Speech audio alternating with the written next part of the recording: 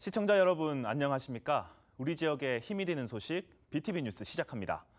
최근 우리 지역 기초의회 중 많은 곳들이 민생 정치 대신 자리 다툼에 몰입하고 있다는 지적 받고 있습니다.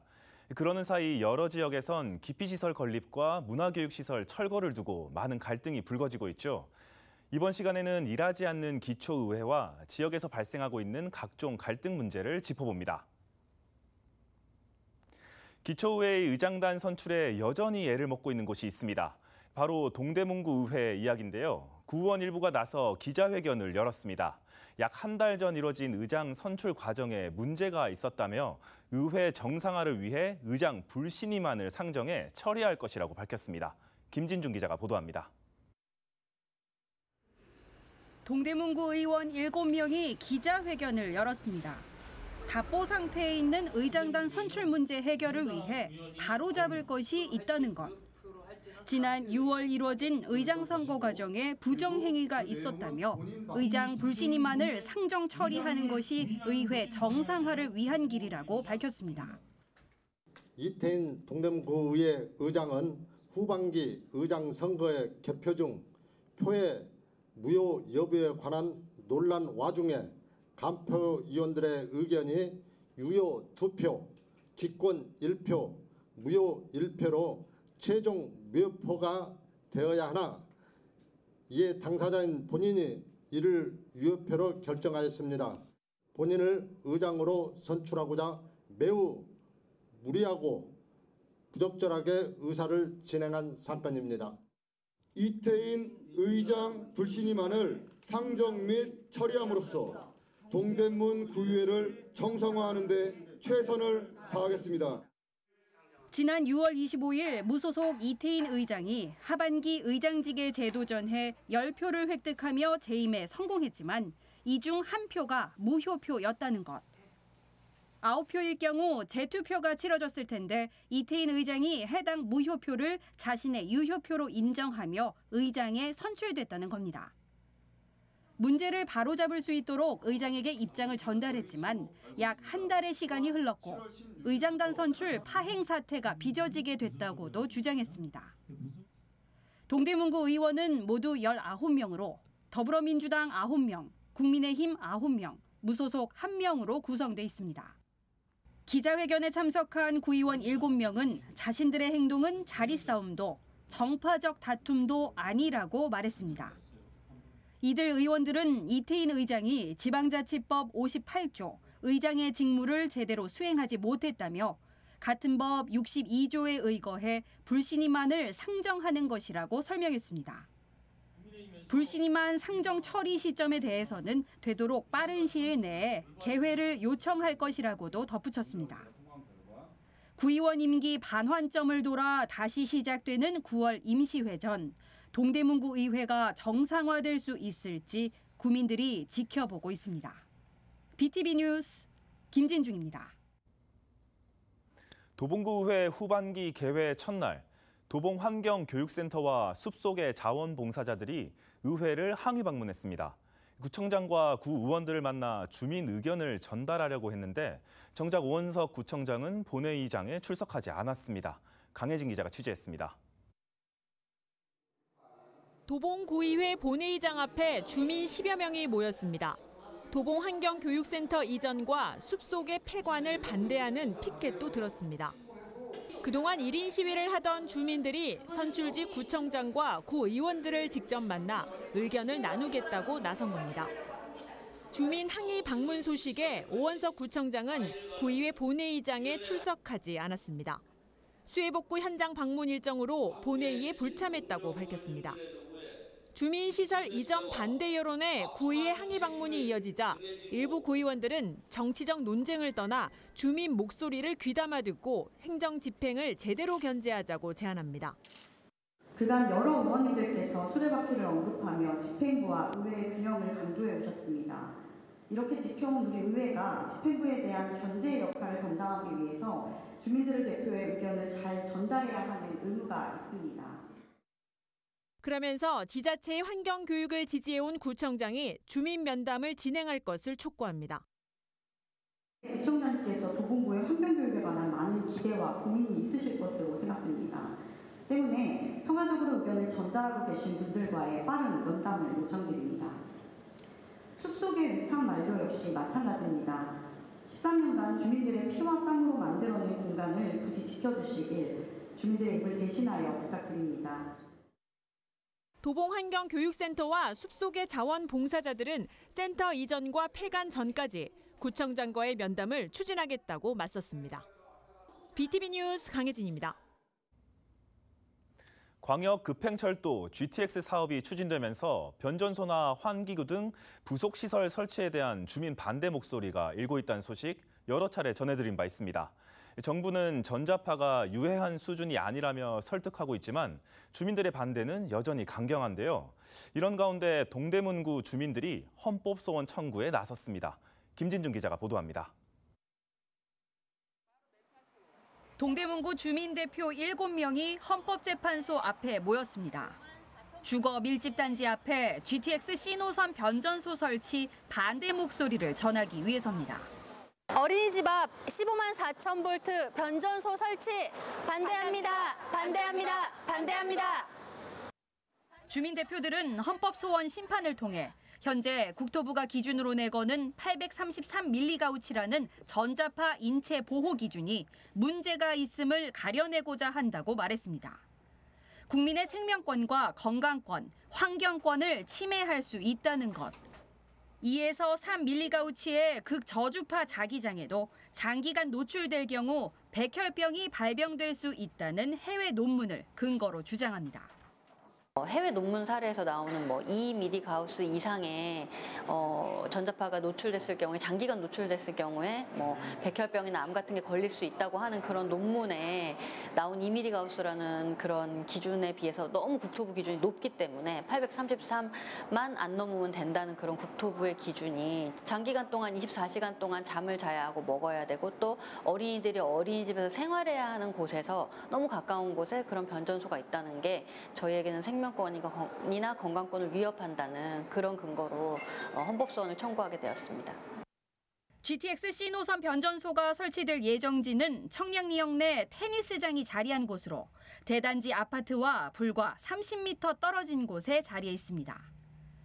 동대문구와 구의회도 나서 국토부와 시행사 측에 청량리역 변전소 설치를 직권 취소해달라는 반대 의견을 제출했지만 아직까지 진전된 내용은 없는 상태입니다.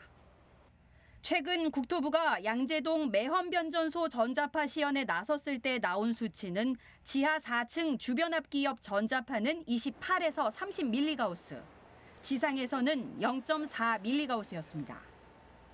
주민들은 전자파 유해성에 대한 기준과 판단 방법이 적절치 않다며 유해하지 않다는 결과를 납득할 수 없다는 입장입니다. 국토부는 주민이 참여하는 전자파 측정 시연 자리를 마련하겠다며 주민 추가 설득에 나선다는 방침입니다. BTV 뉴스 김진중입니다. 정부가 인구 감소 문제 해결을 위해 인구 감소 지역 특별법 제정을 발표했습니다. 법안에는 도시 지역 학생들의 농촌 유학 활성화가 포함돼 있는데요. 일찍이 농촌 유학을 추진해온 서울시 교육청이 국가 차원에서 행정 지원이 필요하다는 입장문을 발표했습니다. 강혜진 기자가 취재했습니다. 정부가 발표한 인구 감소 지역 규제 특례 확대 방안의 핵심은 생활 인구를 넓히는 겁니다. 여기에는 학생들의 농촌 유학 학교 선택권 확대가 포함됩니다. 농촌 유학 학교를 지정하고 도시 학생들이 지방으로 유학할 수 있는 근거를 두도록 특별법을 추진하는 겁니다. 도시 지역 학생의 농촌 유학 활성화입니다.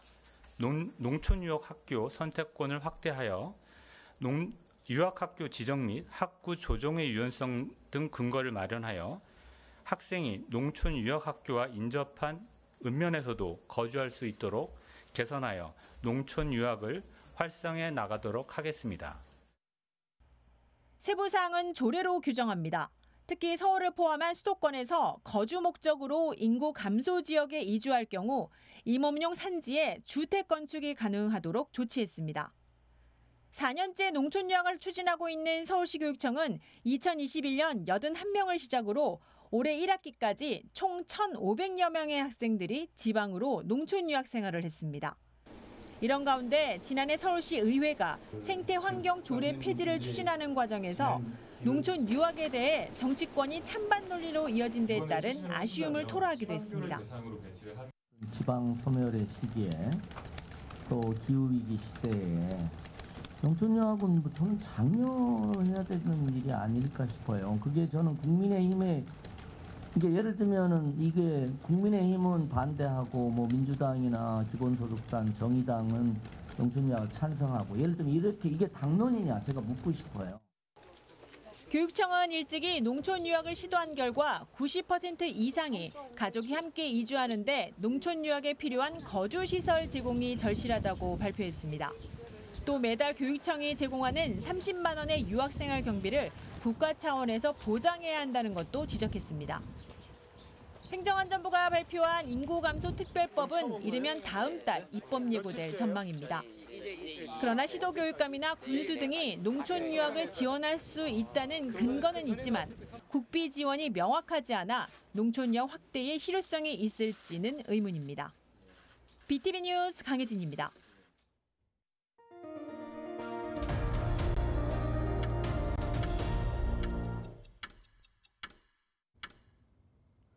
중구에는 우리나라 최대 건어물 시장인 중부시장이 있습니다. 이곳 중부시장 일대에 대한 정비구역 지정이 추진되고 있는데요. 시장의 기능은 그대로 수용하고 일자리와 주거가 공존하는 도심으로 만든다는 전략입니다. 이재원 기자가 단독 보도합니다. 중구는 오장동 148-12번지 일대에 대한 도시정비용 재개발계획 수립 및 정비구역 지정 용역을 진행 중입니다. 용역 결과는 내년 6월에 나올 예정입니다. 해당 지역은 우리나라 최대 건어물 시장인 중부시장과 인근 묵정공원이 포함되어 있습니다. 총 면적은 13만 8천여 제곱미터로 직주복합, 녹지생태, 고도산업 도심 조성이 골자입니다. 중부시장은 1957년에 만들어져 곳곳이 노후화돼 시설 개선이 요구돼 왔습니다. 중부 건어물 시장은 지하로 내려가고 지상은 고층 복합 건물이 들어섭니다. 업무 시설이 연면적 18만 5천 제곱미터 이상, 21층 이상의 고층 건물 5개 동이 들어섭니다. 이와 함께 도시명 주거 2,900세대가 공급됩니다. 남북으로 개방형 녹지축을 조성하는 등 2만 6천 제곱미터 이상의 개방형 녹지를 조성합니다. 이 일대가 이제 개발이 되면 저희가 중부시장도 그 지역에 그대로 재정착하는 방안으로 계획을 수립하고 있고 중부시장에 있는 부지의 토지의 효율성을 높임으로써 시장의 기능과 그다음에 주거, 산업의 기능이 같이 복합화될 수 있는 그런 계획들을 지금 수립하고 있습니다. 앞서 오장동 재개발 사업에 대한 설문조사 결과 주민의 89.7%가 재개발 찬성을, 50%는 중부시장 유지에 찬성했습니다. 군은 올해 하반기에 주민설명회와 함께 서울시와 협의를 추진하고 내년 하반기에는 정비구역 지정을 마무리한다는 계획입니다. BTV 뉴스 이재원입니다. 서울 강서구 마곡지구는 상전벽해로 표현될 정도로 지난 10년 사이 큰 변화를 이뤄냈습니다. 마곡지구가 또 한 번의 변화를 꾀하고 있는데요. 바로 특별계획구역 개발입니다. 강현준 기자가 보도합니다. 서울 강서구 마곡지구입니다. 현재 지어지고 있는 마이스 복합단지와 서울식물원 주변 등을 묶어 특별계획구역을 조성하는 방안이 추진 중입니다. 이 구역 가운데 눈여겨볼 곳이 바로 서울식물원 서쪽 호수공원 인근 부지입니다. 호수공원 가장자리에 DSP1, DSP2 구역이라 불립니다. 14개 필지가 대상인데 면적은 15,800여 제곱미터입니다. DSP1 구역엔 공연장, VR 시설 등이, DSP2 구역엔 업무 시설이 들어설 전망입니다. 서울식물원 주변 지역까지 개발해 관광객 유입을 한층 끌어올리는 한편 명소로 만들겠다는 목표입니다. 서울주택도시공사 측은 해당 블록 2개를 1단계로 개발하고 추가적으로 DS2라고 불리는 구역을 포함해 2단계 개발을 진행한다는 구상입니다.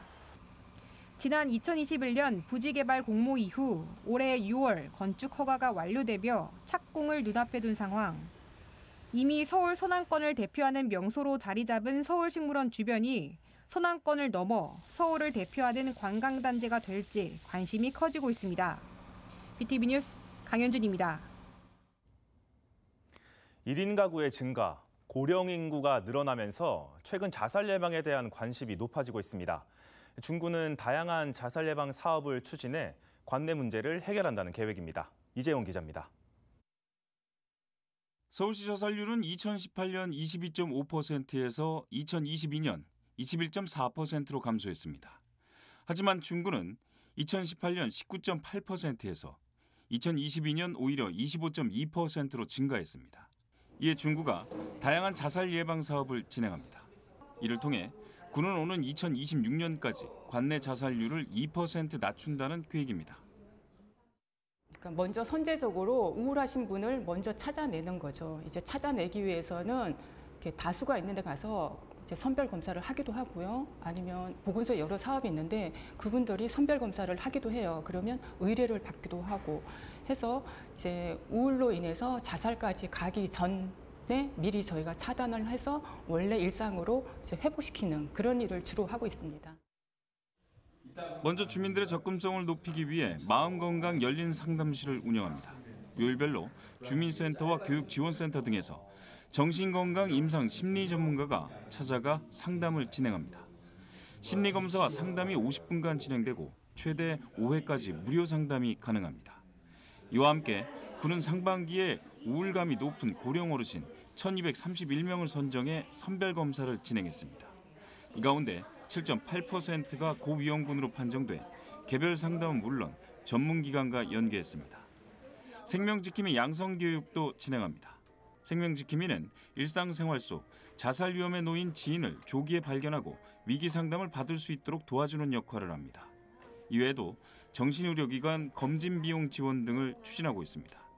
BTV 뉴스 이재원입니다.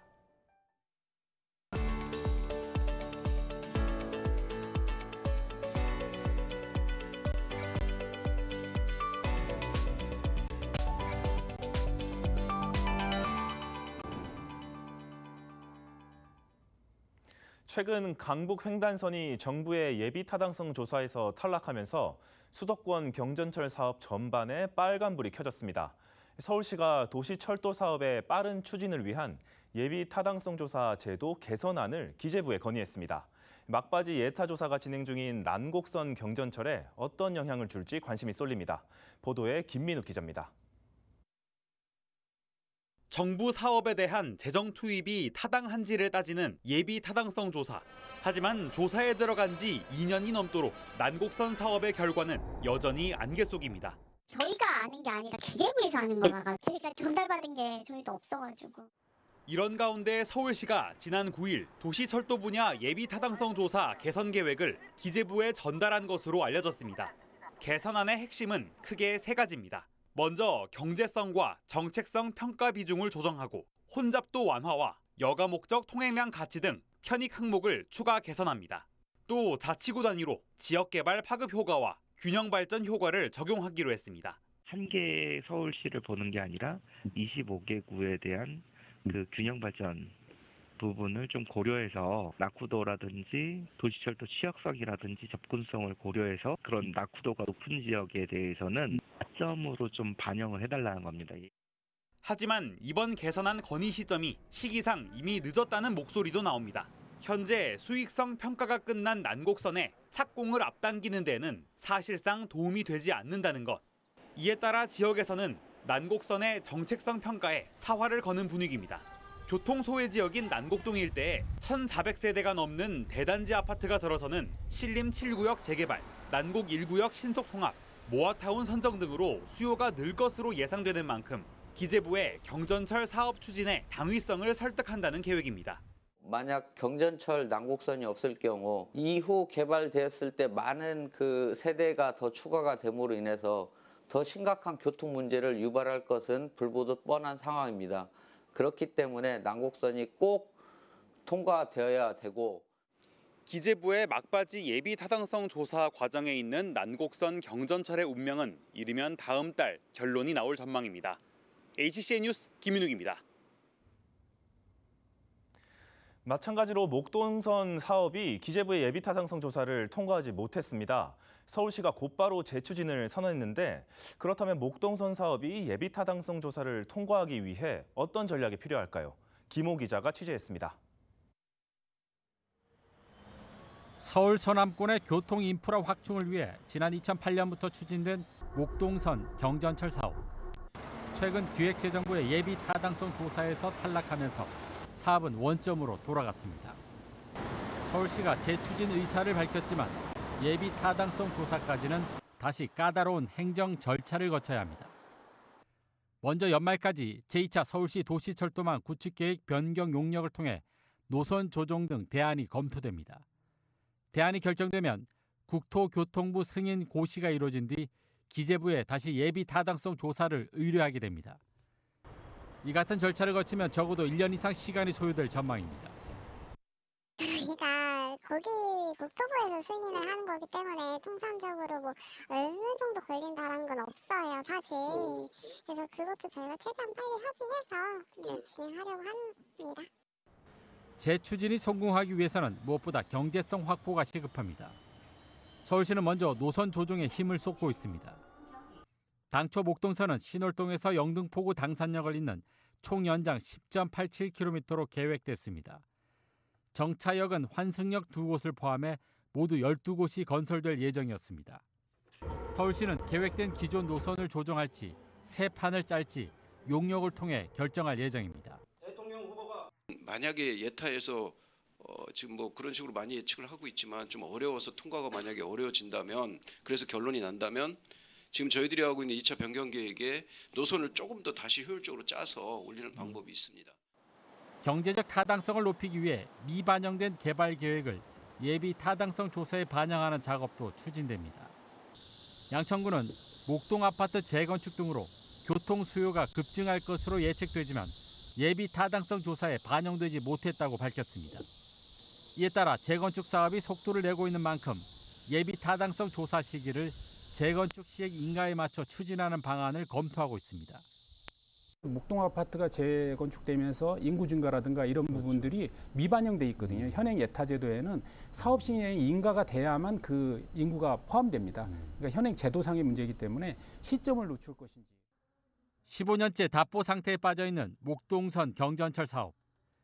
예비 타당성 조사 통과를 위해서는 경제성 있는 노선 변경과 목동 아파트 재건축 사업의 신속한 추진이 열쇠가 될 것으로 보입니다. 헬로티비 뉴스 김호입니다. 저희가 준비한 소식은 여기까지입니다. 다음 시간에도 BTV 뉴스는 지역에 힘이 되는 소식과 함께 돌아오겠습니다. 시청해주신 여러분 고맙습니다.